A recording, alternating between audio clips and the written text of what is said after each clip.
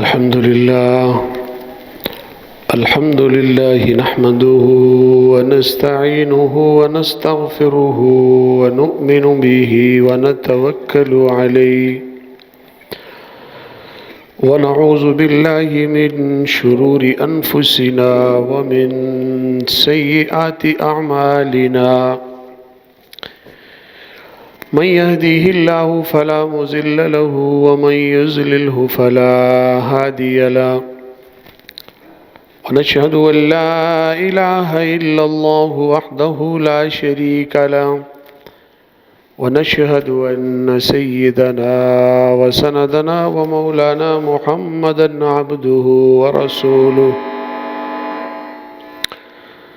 أما بعد فأعوذ بالله من الشيطان الرجيم بسم الله الرحمن الرحيم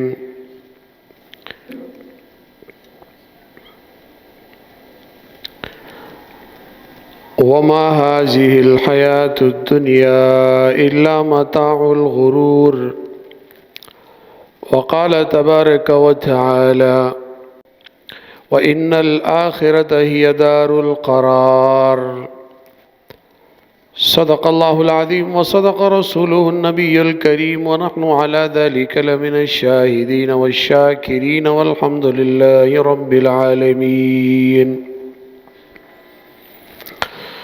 انتہائی واجب الاحترام قابل عزت تکریم میرے مسلمان بھائیوں دوستوں اور بزرگوں، اللہ رب العزت نے قرآن کریم فرقان حمید کے اندر دنیا اور آخرت کو اور ان کی زندگی کو اور پھر ان کے اندر جو انسان آتا ہے اور یہاں آ کر وقت گزارتا ہے، اللہ رب العزت نے اس کی مثالوں سے اور بڑی عمدہ مثالوں سے انسان کو اس کے متعلق سمجھایا ہے۔ کسی مقام پر اللہ رب العزت نے دنیا کی زندگی کو اور دنیا کی زندگی کے اندر انسان کے آنے کو اور انسان کے یہاں پر وقت گزار کر زندگی گزار کر جانے کو اس انداز سے بیان کیا کہ جس طرح انسان اپنی آنکھوں سے صبح شام اس بات کا مشاہدہ کرتا ہے، وہ دیکھتا ہے کہ دنیا کی زندگی کے اندر اس کے سامنے تقریباً ہر انسان کے سامنے یہ مثال موجود ہے، اور اللہ رب العزت قرآن کریم میں بہت آسان مثالوں کے ذریعے اور ایسی مثالوں کے ذریعے انسان کو سمجھاتے ہیں کہ جن مثالوں کو انسان صبح اور شام اپنے سامنے دیکھتا ہے۔ کبھی اللہ رب العزت نے زمین میں غور کرنے کا حکم دیا تو دنیا کا کوئی آدمی ایسا نہیں ہے کہ جو زمین سے ناواقف ہو۔ کبھی اللہ رب العزت نے پہاڑوں کا ذکر کیا تو دنیا کا کوئی ایسا آدمی نہیں ہے کہ جس کو پہاڑوں کا علم نہ ہو۔ کبھی اللہ نے سمندروں کا ذکر کیا تو دنیا میں کوئی ایسا آدمی نہیں کہ جس کو سمندروں کا علم نہ ہو۔ دنیا میں کوئی ایسا آدمی نہیں کہ جس کو ہوا کا پتہ نہ ہو۔ دنیا میں کوئی ایسا آدمی نہیں ہے کہ جس کو آسمان کا علم نہ ہو۔ تو اللہ رب العزت نے دنیا کی زندگی کے اندر انسانوں کو اور مسلمانوں کو اتنی زبردست مثالوں کے ذریعے سمجھائی بات، اور ایسی چیزوں کے ذریعے اللہ نے انسان کو سمجھایا کہ صبح شام وہ اس کا مشاہدہ کرتا ہے۔ فرمایا کہ دیکھو دنیا کے انسانوں، یہ دنیا کی زندگی یہ اس طرح ہے جس طرح تم صبح اور شام درختوں کو دیکھتے ہو۔ تم دیکھتے ہو کہ ایک درخت زمین سے نکلتا ہے، وہ کسان کو بڑا اچھا معلوم ہوتا ہے۔ ایک کسان ایک کھیتی باڑی کرنے والا، ایک درخت لگانے والا جب دیکھتا ہے کہ اس کا لگایا ہوا بیج وہ اگ آیا ہے، وہ پودے کی شکل میں زمین سے باہر آ گیا ہے، تو بڑا خوش ہوتا ہے. اور پھر وہ پودا بڑا ہو کر ایک جوان درخت کی شکل میں آ جاتا ہے. لوگ دیکھتے ہیں، خوش ہوتے ہیں، لوگ اس کے نیچے سایہ حاصل کرتے ہیں. اگر پھلدار درخت ہے لوگ اس سے پھل حاصل کرتے ہیں، اور اگر پھلدار درخت نہیں ہے وہ تو لوگ اس سے لکڑی حاصل کرتے ہیں.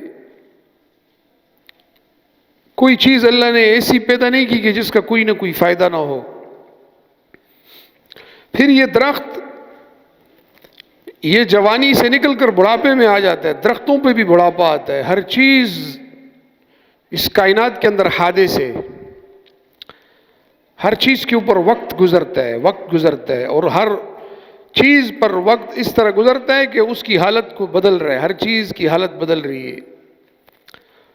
کل جو چھوٹا سا پودا تھا آج درخت کی شکل میں، کل جو جوان درخت تھا وہ اب بوڑھا ہو کر اس درخت کی لکڑی کے اندر اب وہ زور نہیں رہا، اب ہواؤں کا مقابلہ نہیں کر سکتا. تیز ہوا چلے تو اس کی ٹہنیاں ٹوٹ جاتی ہیں، وہ اکھڑ جاتا ہے زمین سے. تھوڑی سی ٹکر لگنے سے ٹوٹ جاتا ہے، اس کے چھلکے اترنے لگ جاتے ہیں، اور ایک وقت آتا ہے کہ وہ درخت وہاں سے ختم ہو جاتا ہے. اور پھر دیکھنے والے جب دیکھتے ہیں تو ان کو ایسے لگتا ہے کہ یہاں کوئی درخت تھا ہی نہیں. کوئی کل جب وہاں سے کوئی گزرتا ہے تو وہ لوگوں سے پوچھتا ہے، اگر پہلے اس نے یہاں پہ درخت دیکھا ہو تو وہ لوگوں سے پوچھتا ہے یار یہ وہی جگہ ہے جہاں پہ ایک درخت تھا. اس کو ایسا لگتا ہے کہ یہ وہ جگہ ہی نہیں ہے، یہاں تو کوئی درخت ہی نہیں تھا. یہی مثال انسان کی ہے. حضرت آدم سے لے کر آج تک کتنے انسان آئے، کیسے کیسے جوان، کیسے کیسے پہلوان. وہ جب پیدا ہوئے چھوٹے سے تھے، اس کی پیدا ہونے پر لوگوں نے خوشی منائی. پھر وہ تھوڑا سا بڑا ہوا، پھر وہ چلنے لگا، لوگ خوش ہوتے رہے. پھر وہ جوان ہوا، لوگوں نے دیکھ کر کہا ماشاءاللہ کتنا اچھا جوان ہے. پھر وہ بوڑھا ہوا اور پھر وہ انتقال کر گیا. اس کے اوپر ابھی 20 سال بھی نہیں گزرے تھے کہ اس کے آنے والی اولاد اس کی قبر کا نام و نشان بھی بھول گئی. اور اب جب کسی کے سامنے اس کا تذکرہ کیا جاتا ہے کہ تم جانتے ہو اس زید، بکر، عمر اور خالد کو، تو لوگ کہتے ہیں کون سا زید، عمر، بکر؟ کون زید، کون عمر، کون بکر، کون جمیل؟ ہم تو نہیں جانتے. وہ بتاتے یار وہ فلانا آدمی تھا. کوئی پرانا کہتے ہاں میں جانتا ہوں. بعد والے تو ایسے ہو جاتے ہیں، ایک وقت آتا ہے کہ ایسے لگتا ہے کہ یہ انسان دنیا میں آیا ہی نہیں تھا. اللہ رب العزت نے اس دنیا کی زندگی کو انسان کو بار بار بار بار سمجھایا اور فرمایا وَمَا الْحَيَاةُ الدُّنْيَا إِلَّا مَتَاعُ الْغُرُورِ. دنیا کی زندگی کا جو سامان ہے، اور یہ خود دنیا کی زندگی یہ دھوکے کا سامان ہے. انسان کو یہ دنیا دھوکے میں رکھتی ہے. وہ جب جوان ہوتا ہے وہ سمجھتا ہے بھائی میرے جیسا کوئی دوسرا نہیں ہے، میں ہی تو ہوں، میرا دور ہے، میں یہ میں وہ. اگر یہ سوچے آج تو جوان ہے، ذرا 20 سال کی بعد کی زندگی کو سوچ کہ 20 سال بعد تیرے ساتھ کیا ہونے والا ہے، تو تب تجھے اپنی زندگی کی ساری حقیقت کا علم ہو جائے گا.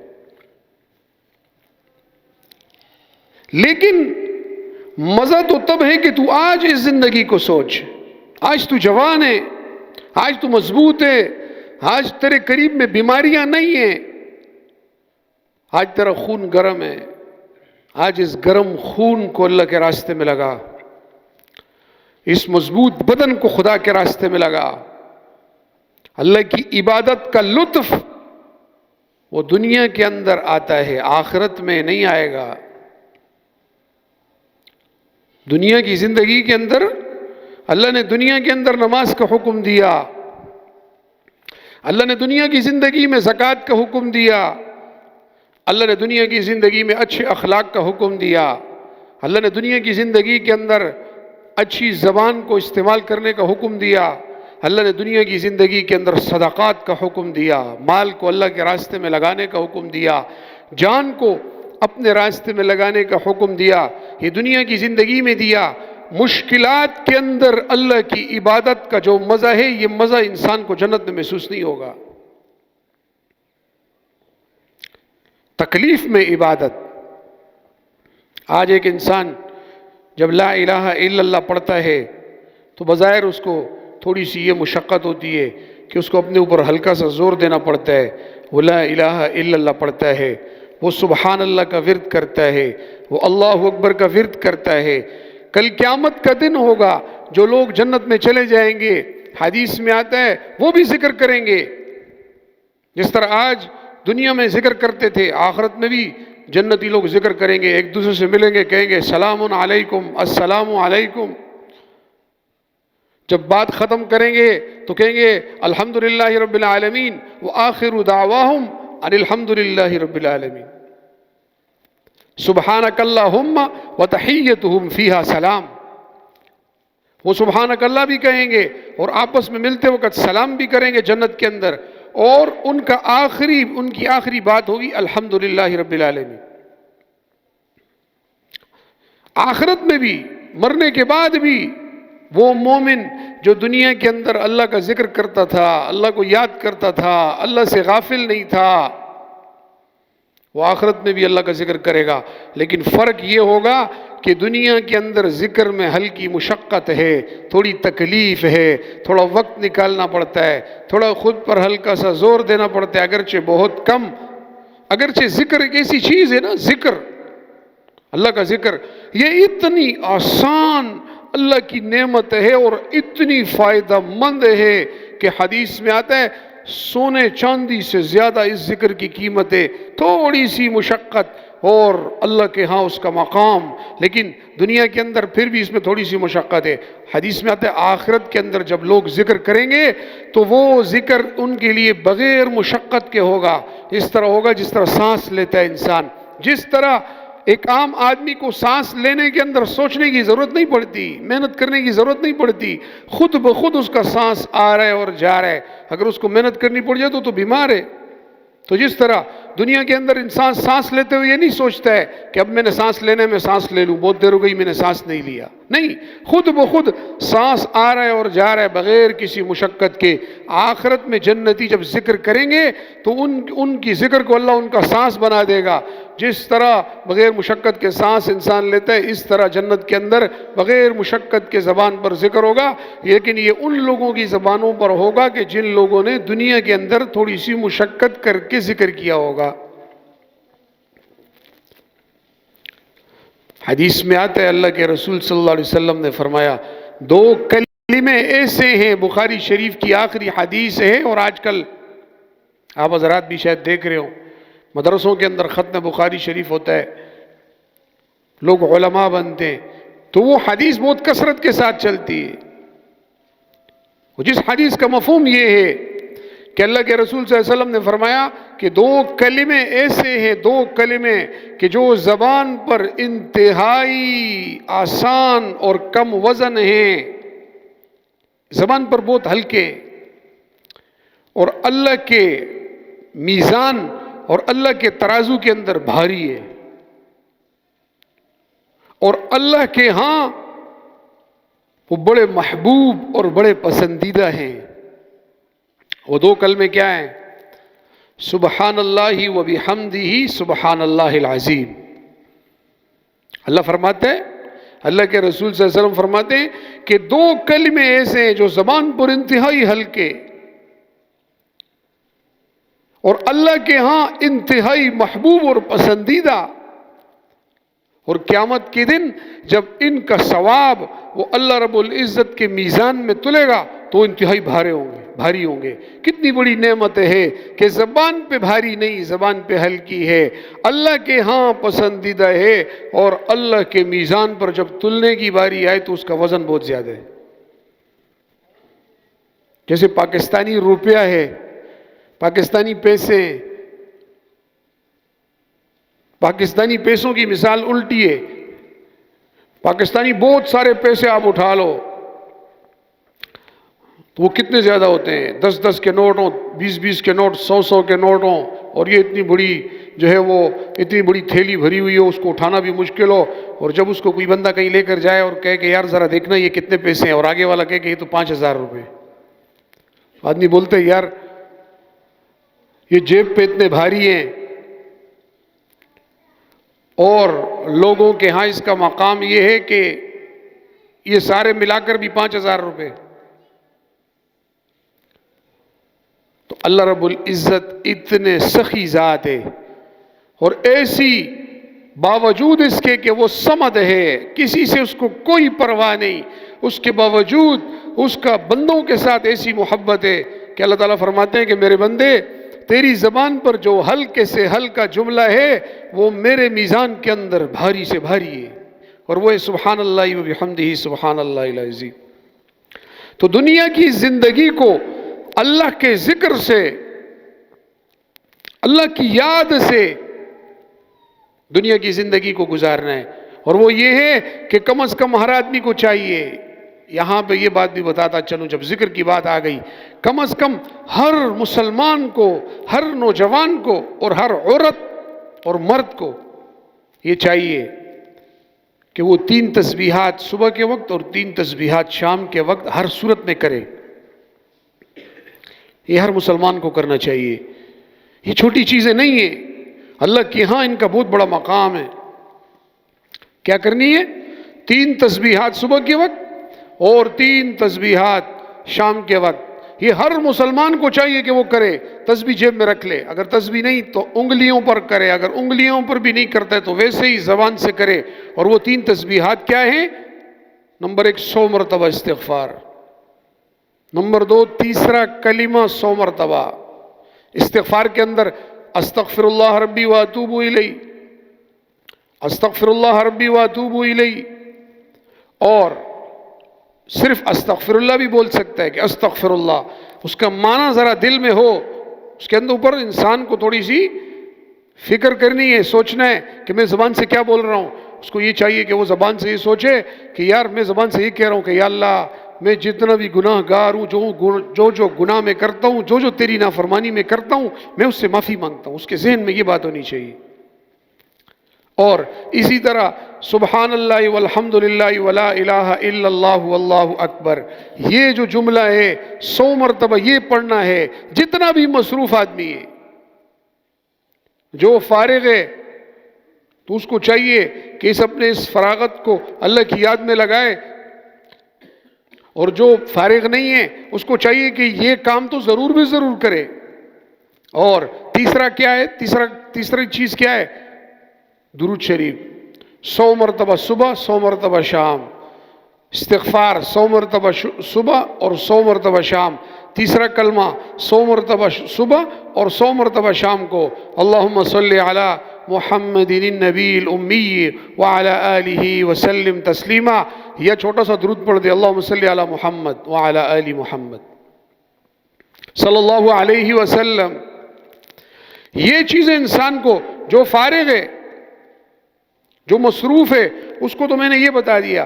اور جو فارغ ہے اس کے لیے ہمارے پاس کچھ اور نسخے بھی ہے. جو فارغ ہے، جس کے پاس وقت زیادہ ہے، یاد رکھنا وہ انسان جو نہ دنیا کے حلال کمانے میں لگا ہوا ہے اور نہ آخرت بنانے میں لگا ہوا ہے، یاد رکھو اس کی مثال دنیا کے اندر وہ جانوروں سے بھی نیچے اور درختوں سے بھی نیچے، اور اللہ کی تمام مخلوقات میں سب سے فضول انسان یہی ہے. اس لیے کہ آپ ذرا دنیا کی چیزوں پہ غور تو کریں. میں نے آپ کے سامنے ابھی درخت کی مثال دی. اگر نیم کا درخت ہی کیوں نہ ہو، کتنا کڑوا ہوتا ہے نیم کا درخت. اگر نیم کا درخت ہی کیوں نہ ہو، آپ کو سایہ تو دے گا، آپ کو لکڑی تو دے گا، آپ کو ٹھنڈی ہوا تو دے گا.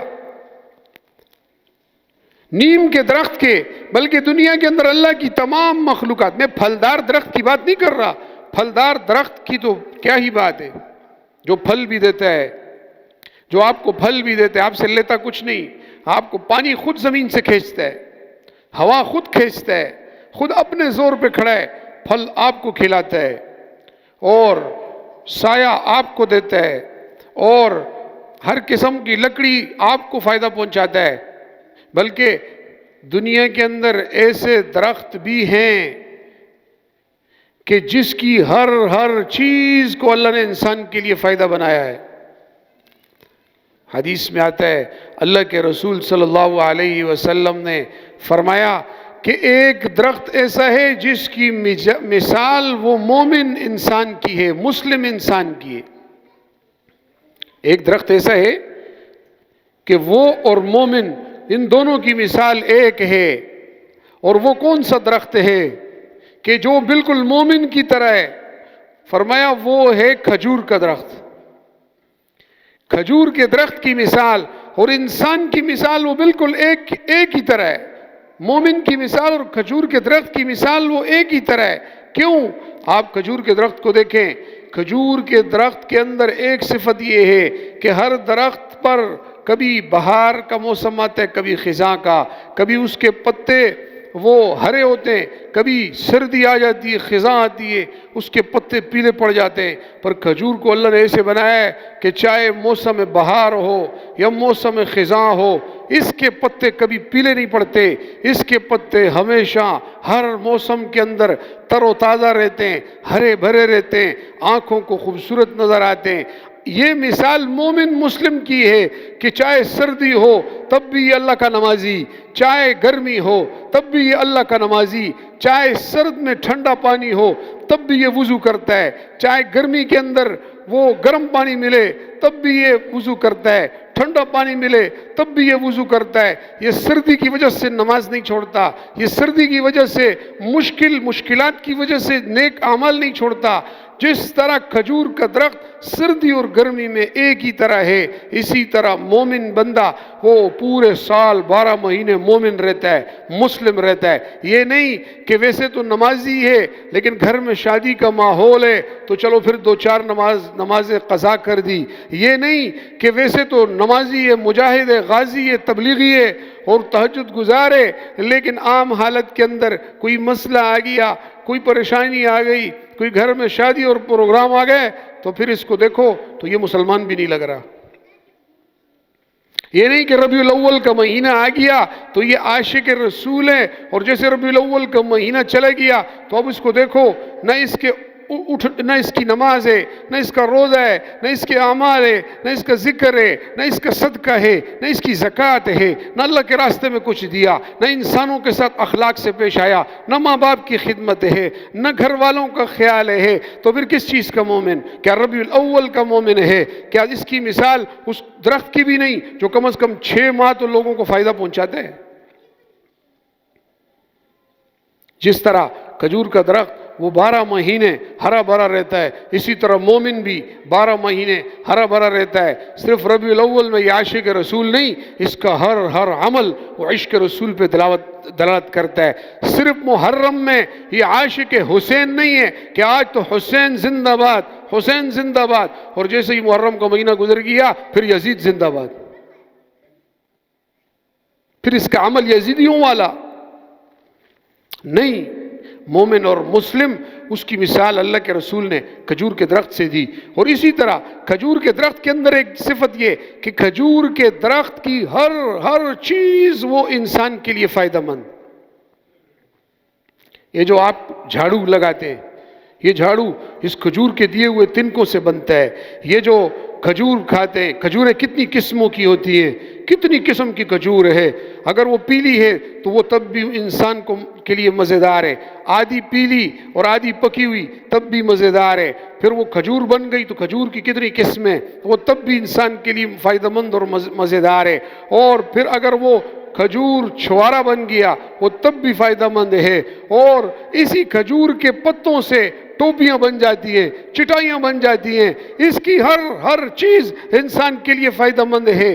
اس میں اس بات کا سبق ہے کہ اے مومن مسلم انسان، تیرے ہاتھ سے بھی لوگوں کو فائدہ پہنچے، تیری آنکھ سے بھی لوگوں کو فائدہ پہنچے، تیرے بدن کے ہر عمل سے دوسرے مومن کو، دوسرے مسلم کو اس طرح فائدہ پہنچنا چاہیے کہ جس طرح کھجور کی ہر چیز وہ ہر انسان کے لیے اس کی ہر چیز فائدہ مند ہے، تو مومن بندہ وہ ہے کہ جس کے ہر عمل سے دوسرے مسلمان کو تکلیف نہ پہنچے۔ اللہ کے رسول صلی اللہ علیہ وسلم نے فرمایا المسلم من سلم المسلمون من لسانہ ویدہ، مومن وہ ہے، مسلم وہ ہے کہ جس کی زبان سے، جس کے ہاتھ سے، جس کے بدن سے دوسرے مسلمان کو ایذا نہ پہنچے، یہ تب مومن ہے۔ اور اگر اس کے کسی عمل سے دوسرے مسلمان کو تکلیف پہنچ گئی تو پھر اس کی مثال وہ مومن پھر یہ نہیں ہے، پھر یہ پکا مومن نہیں ہے، اس لیے کہ بہت سے جانور بھی اللہ نے صرف فائدے کے لیے جو ہے وہ بنائے ہیں، یہ تو ان سے بھی نیچے چلے گیا۔ حدیث میں آتا ہے اللہ کے رسول صلی اللہ علیہ وسلم نے فرمایا خیر الناس من ينفع الناس، لوگوں میں بہتر وہ ہے جو دوسرے انسان کو فائدہ پہنچا دے، چاہے وہ مومن ہو یا کافر ہو۔ انہی اخلاقوں سے، انہی اخلاق سے، انسان کے اسی اخلاق سے، سب سے پہلے اپنے ماں باپ کے ساتھ اخلاق، یہ نہیں کہ باہر تو دوستوں کے ساتھ ہنسی چل رہی ہے، مذاق چل رہا ہے، دعوتیں چل رہی ہیں، کھانا پینا چل رہا ہے، اور گھر میں آ رہا ہے بیوی سلام کری اس کو گالی دے رہے، اس کو غصہ کر رہے۔ سب سے زیادہ ماں باپ، اس کی بیوی، اس کے بچے، اس کے بھائی، اس کی بھابیاں اور اس کی خواتین، اور پھر خواتین بھی اسی طرح ان کے جو گھر کے جو افراد ہیں، سب سے پہلے یہ قریبیوں کو فائدہ پہنچائے، اس لیے کہ سب سے پہلے وہ حق قریب والے کا ہوتا ہے، پھر اس کے بعد ثم للبعید، پھر دوسروں کے لیے ہوتا ہے۔ تو ایک مومن وہ ہے کہ جس کے بدن سے، جس کے اعضاء سے دوسرے کو کم از کم نقصان تو نہ پہنچے۔ جیسے میں ایک واقعہ بتاتا ہوں، ایک آدمی تھا، وہ لوگوں کو چھوڑ چھاڑ کے کسی غار میں چلا گیا۔ کسی نے پوچھا بھئی آپ غار میں کیوں چلے گئے؟ آپ سارا لوگوں کو چھوڑ کے چلے گئے، کیا مسئلہ ہے؟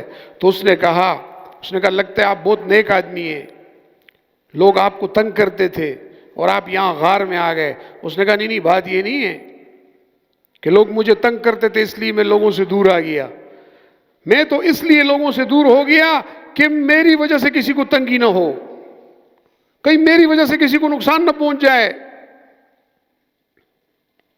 ایک حدیث ہے، عجیب حدیث ہے، ایک حدیث ہے اللہ کے رسول نے قسم کھا کے فرمایا واللہ لا یؤمن، واللہ لا یؤمن، واللہ لا یؤمن۔ آپ صلی اللہ علیہ وسلم نے فرمایا اللہ کی قسم اس آدمی کا کوئی ایمان نہیں۔ اب آپ ذرا اندازہ لگائیں کہ حضور صلی اللہ علیہ وسلم جس کے بے ایمانوں نے کی قسم کھائیں واللہ لا یؤمن، واللہ لا یؤمن، واللہ لا یؤمن۔ صحابہ نے پوچھا اللہ کے رسول یہ کون سا بدبخت ہے کہ آپ نے اتنی سختی اس پر کر دی، آپ نے قسم کھا کے کہہ دیا کہ یہ مومن نہیں ہے، یہ کون ہے؟ تو اللہ کے رسول صلی اللہ علیہ وسلم فرمایا وہ الذی لا یؤمن لا یأمن جارہ بوائقہ او کما قال علیہ السلام۔ آپ نے فرمایا وہ شخص کے جس کا پڑوسی اس کی ایذا سے محفوظ نہ ہو، مامون نہ ہو، جو اپنے پڑوسیوں کو تکلیف دے، 3 مرتبہ قسم کھا کے کہا کہ یہ مومن ہی نہیں ہے۔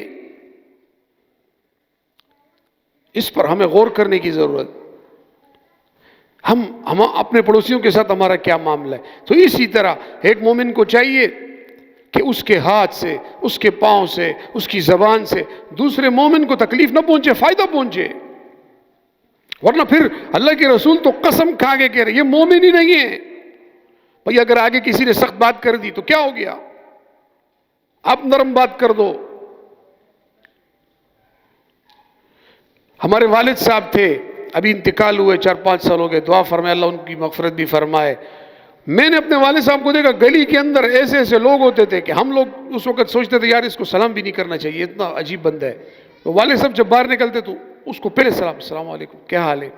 تو ہم اپنے والد صاحب کو غصے سے دیکھ رہے کہ یار آپ اس طرح اس کو سلام کر رہے ہو۔ تو والد صاحب نے جب محسوس کیا تو مجھے کہا، اس نے کہا بھائی بات سنو، اگر آگے والا آپ کے ساتھ اخلاق سے پیش نہیں آ رہا اور اس کے دل میں شاید تیرے لیے کچھ ہے تو پہل کر دے، اللہ اس کے دل کو صاف کر دے گا۔ یہی ہوا کہ جب والد صاحب کا انتقال ہوا تو ایسے ایسے لوگ آ کے رو رہے تھے کہ ہمیں سمجھ نہیں آ رہی تھی کہ یار یہ بندہ کون ہے۔ وہ کہہ رہے یار وہ بابا جی کدھر ہے، بابا جی ادھر ہوتے تھے کہاں ہیں؟ ہم نے کہا وہ تو انتقال کر گیا۔ بیٹھ کے رونے لگا۔ اب وقت نہیں ورنہ میں آپ کو سناتا۔ ایک حدیث میں آتا ہے ایک جنازہ جا رہا تھا، اللہ کے رسول صلی اللہ علیہ وسلم نے اس جنازے کو دیکھا تو آپ نے فرمایا المستریح او المستراح منہ۔ آپ نے اس جنازے کو دیکھ کے فرمایا المستریح والمستراح منہ. صحابہ نے پوچھا اللہ کے رسول کیا مطلب ہے مل مستریح والمستراح منہ, کیا مطلب ہے کہ یہ تو مستریح ہے یا مستراح منہ ہے, عربی کا جملہ ہے.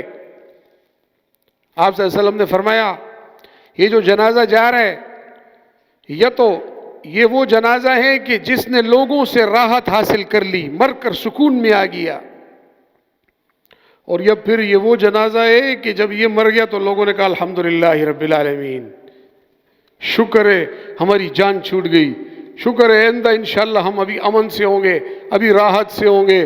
تو ان دو جنازوں میں سے یہ ایک جنازہ ہے, یا تو لوگ اس کو ایذا دیتے تھے, یہ جواب میں فائدہ پہنچاتا تھا, تنگ ہو گیا تھا بیچارہ اور لوگوں کی مشقتیں اٹھاتا تھا, آج مر گیا تو راحت حاصل ہو گئی, سکون میں آ گیا, اب اس کو اجر ملے گا. اور یا پھر یہ وہ بندہ ہے کہ ساری دنیا اس سے تنگ تھی, ہر کوئی اس سے تنگ تھا, آج جب مرے گا بظاہر تو لوگ جنازہ پڑھ رہے ہیں اس کے پیچھے اللہ اکبر جنازے کے لیے, لیکن دل میں بول رہے شکر ہے جان چھوٹ گئی.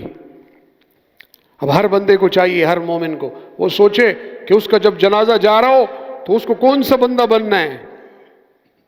آج لوگ اس کو بہادری سمجھتے ہیں کہ بھائی اس سے لڑتا ہے, اس سے لڑے, اس سے لڑے, اس کو بہادری سمجھتے ہیں. یہ بہادری نہیں ہے. بہادری تو یہ ہے کہ تو لوگوں کی تکلیف برداشت کرے, تو غم برداشت کرے, تو دکھ برداشت کرے اور پھر کچھ نہ بولے, یہ ہے بہادری.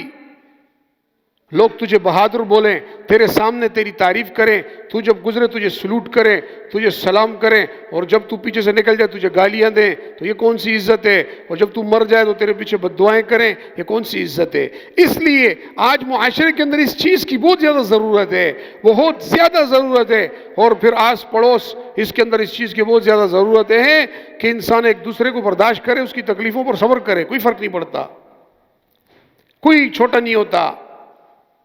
تو بہرحال کہنے کا مطلب یہ ہے کہ یہ دنیا کی زندگی, جیسے میں نے شروع میں کہا کہ یہ مختصر تھوڑی سی اور چند وقت کی ہے. لقمان حکیم نے اپنے بیٹے کو ایک دن نصیحت کرتے ہوئے اس سے کہا, بیٹا توبہ میں تاخیر مت کرنا, گناہ ہو جاتا ہے, توبہ میں تاخیر مت کر, توبہ کرنے میں بیٹا تاخیر مت کر, موت اچانک بھی آ جاتی ہے. موت بیماری کو نہیں دیکھتی کہ تو بیمار ہے میں نہیں آ رہی, تو بیمار جب تو صحیح صحت مند ہو تو موت نہیں آئے, اور جب بیمار ہو تو موت آ جائے, جوان ہو تو موت نہیں آ رہی, بوڑھا ہو گیا تو موت آ گئی. ایسا نہیں ہوتا. فرمایا لقمان حکیم نے بیٹے کو کیا نصیحت کی, لقمان حکیم کیا نصیحت کی جس کو میں اور آپ صبح شام دیکھتے ہیں, وہ کیا, بیٹا توبہ میں تاخیر مت کر, موت اچانک بھی آ جاتی ہے, اچانک آ جاتی ہے موت. موت نہیں دیکھتی کہ یہ اس کی شادی نہیں ہوئی, اس کے بچے نہیں ہیں, یہ فلانی پریشانی میں ہے, ابھی کمانے جا رہا ہے, ابھی جو ہے اس کے صلح کرنے جا رہا ہے, ابھی یہ لڑنے جا رہا ہے, ابھی یہ فلاں کام کرنے جا رہا ہے. موت کو اس سے کیا لینا دینا, موت کا کیا کام ہے اس سے, موت کا اپنا کام ہے. ہر آدمی کا ایک وقت مقرر ہے, نہ معلوم, نہیں معلوم کہ کتنا وقت ہے, اور نہیں معلوم کہ کب جو ہے وہ موت آ جائے. تو فرمایا اپنے بیٹے کو نصیحت کی کہ توبہ میں تاخیر نہیں کرنا, توبہ ایک خیال کرنا, توبہ میں تاخیر نہیں کرنا, جیسے ہی گناہ ہو جائے فوراً توبہ کر, اس لیے کہ موت اچانک بھی آ جاتی. یہ صبح شام میں اور آپ دیکھ رہے. تو اس لیے اللہ رب العزت اس دنیا کی زندگی کو فرما رہے ہیں کہ یہ دھوکے کی زندگی, یہ کہ انسان کو کہتی ہے ابھی تو میں جوان ہوں, ابھی تو میں شادی کر رہا ہوں, ابھی تو میں شادی کروں گا, ابھی میں یہ کروں گا, ابھی وہ کروں گا, اور ہوتا ہے میں توبہ کر لوں گا, بعد میں توبہ کر لوں گا, صبح سے نماز پڑھنا شروع کروں گا, کل سے میں نہا دھو کے نئے سرے سے نماز پڑھوں گا, میں توبہ کرنے کے بعد نماز پڑھوں گا, ابھی مسجد میں جانے میں مجھے اللہ سے شرم آتی ہے, ابھی اللہ کے سامنے جانے سے شرم آ رہی ہے, ابھی پہلے توبہ کروں گا, فلاں آدمی کو دھوکہ دیا تھا, پہلے وہ کروں گا, پہلے وہ کروں گا, پہلے وہ کروں گا, پھر مسجد جاؤں گا. جو لوگ اس چیز کے چکر میں رہ گئے وہ رہ گئے, اور جس حالت میں تھا چاہے وہ گاڑی میں بیٹھ کے گاڑی چلا رہا ہے، چاہے وہ مسلح پہ بیٹھا ہوا ہے، چاہے وہ اپنے بستر پہ بیٹھا ہوا ہے، چاہے وہ گھر کے اندر ہے، چاہے وہ راستے میں ہے، چاہے وہ کاروبار میں لگا ہے، اور اس نے اسی ٹائم اللہ سے اندر ہی اندر دل سے، چاہے وہ مسجد میں بیٹھا ہوا ہے، چاہے وہ ممبر پہ، چاہے وہ صف میں بیٹھا ہوا ہے، اور اندر ہی اندر اللہ رب العزت سے اس نے اپنا تعلق قائم کیا. اللہ کے لیے کسی تعلق قائم کرنے کی کوئی جگہ تو نہیں ہے، اللہ تو ہر جگہ سے سنتا ہے. یہیں سے اللہ کے ساتھ تعلق قائم کیا، اور دل ہی دل میں اللہ سے کہتا ہے یا اللہ تمام گناہوں سے میں توبہ کرتا ہوں، پکا عزم کرتا ہوں آئندہ نہیں کروں گا، اور اگر کر لیا تو مجھے معاف کرنا، میں پھر توبہ کروں گا، کچا بندہ ہوں لیکن پکی توبہ کرتا ہوں. یہیں پہ اللہ اس کی مغفرت کر دیتے. ابھی وقت نہیں ہے. حسن بصری رحمہ اللہ کے زمانے میں ایک نوجوان تھا، اس کا انتقال ہو گیا. انتقال ہونے سے پہلے جب وہ بالکل بیمار اور انتہائی جو ہے وہ برے اعمال میں زندگی گزاری، تو اس نے انتقال سے پہلے اپنی والدہ سے کہا کہ جاؤ ذرا حسن بصری رحمہ اللہ کے پاس اور اس کو کہو کہ آ جاؤ مجھے توبہ کرواؤ، میں چارپائی پہ پڑا ہوں، مرنے والا ہوں، اور میرا جنازہ بھی پڑھ لینا. تو اس کی والدہ روتے روتے حسن بصری رحمہ اللہ کے پاس پہنچی. تو اس وقت حسن بصری رحمہ اللہ وہ قیلولہ، دوپہر کا قیلولہ کرتے ہیں علماء، تھوڑی دیر دوپہر کو سو جاتے، اور دوپہر کا قیلولہ کرنا بھی سنت ہے. تو وہ دوپہر کا قیلولہ کر رہے تھے کہ اتنے میں وہ بوڑھی وہاں پہنچ گئی. کہتی ہے میرے بیٹا میت کی چارپائی پہ ہے، آپ کو بلا رہا ہے، آپ آ جائیں. وہ آپ کے ہاتھ پہ توبہ بھی کرنا چاہتا ہے، اور وہ چاہتا ہے کہ ابھی میں مرنے والا ہوں، بس میرے آخری سانسیں، میرا جنازہ بھی پڑھا دے. حسن بصری رحمہ اللہ نے فرمایا اس کو میں نے بہت بار توبہ کروائی ہے، یہ بار بار توبہ توڑ دیتا ہے. اب جب چارپائی پہ پڑا ہوا ہے تو ابھی کہتا ہے کہ میں توبہ کرتا ہوں، میرے قیلولے کا وقت ہے، آپ جاؤ. وہ بیچاری روتی ہوئی وہاں سے واپس آئی. جب اپنے بیٹے کے پاس آئی، دیکھا بیٹا چارپائی پہ آخری سانسیں لے رہا تھا اور دروازے کو دیکھ رہا تھا کہ ابھی حسن بصری آئیں گے. جب اس نے دیکھا کہ ماں روتی ہوئی واپس آ رہی ہے تو وہ سمجھ گیا کہ حسن بصری بھی نہیں آیا رحمہ اللہ. تو اس نے اپنی ماں سے کہا کہ آپ ایسا کرنا، جب میں مر جاؤں تو اپنا دوپٹہ مجھے چارپائی سے نیچے گرا دینا، اور اپنا دوپٹہ میرے گلے میں ڈال کے مجھے گھسیٹنا، اور لوگوں کو بتانا کہ اس طرح کے اعمال والوں کا یہ بدلہ ہے، تاکہ کوئی اور گناہ نہ کرے، اور ایسے ہی کھڈا کھود کے مجھے دفنا دینا، میں نے زندگی فضول کاموں میں گزار دی. اور یہ بولنے کے بعد وہ مر گیا، انتقال ہو گیا. ماں بیٹھ کے رو رہی ہے بیچاری، جوان بیٹا بری چیزوں میں پڑھ کے، شراب یہ چیزیں وہ کر کے مر گیا. وہ بیٹھ کے رو رہی کہ دروازے پہ دستک ہوئی. اس نے کہا کون ہے؟ کہا حسن بصری. اٹھ کے بھاگی، حضرت آپ نے تو منع کیا تھا. اس نے کہا میں نے منع کیا، لیکن جب میں سویا تو میں نے خواب میں دیکھا کہ مجھے آواز آئی کہ حسن بصری تو نے میرے ولی کے جنازے سے انکار کیسے کیا؟ تو میں تو ڈر کے اٹھا کہ جس کو میں اتنا گناہگار سمجھتا ہوں وہ اللہ کا ولی ہے. اللہ نے اس کی میت کی چارپائی پر اس حالت میں بھی توبہ قبول کر لی ہے، اور اللہ نے اس کو ولی کے مقام پہ پہنچا دی ہے. تو میں بھاگ کے آیا کہ اس کا جنازہ پڑھوں، اور پھر حسن بصری رحمہ اللہ نے اس کا جنازہ پڑھایا اور اس کی توبہ کی گواہی دی. تو کہنے کا مطلب یہ ہے کہ انسان جس حالت میں ہو انتظار نہ کرے، اسی حالت میں توبہ کرے، نیک اعمال شروع کرے. تبلیغ کا وقت آ رہا ہے، تبلیغ کے دن آ رہے ہیں، ابھی سے ارادہ کرے کہ تبلیغ میں وقت لگاؤں گا. کیونکہ جب ماحول ملتا ہے، تبلیغ کے اندر ماحول ملتا ہے، ماحول ہوتا ہے. تہجد کے ٹائم سارے اٹھ کے تہجد پڑھتے ہیں، تو بھی اٹھ کے پڑھے گا، میں بھی اٹھ کے پڑھوں گا. سب تلاوت کرتے ہیں تو بھی کرے گا. 40 دن تبلیغ میں لگائے تاکہ وہ جو معمول ہے وہ اچھا ہو جائے، تاکہ ترتیب سیٹ ہو جائے، تاکہ نماز کا جو ڈر دل میں بیٹھا ہوا ہے، جو نماز ایک مشقت لگتی ہے، جو نماز ایک بڑی چیز لگتی ہے کہ بھائی نماز پڑھنا، وہ تجھے پھر آسان لگے گا.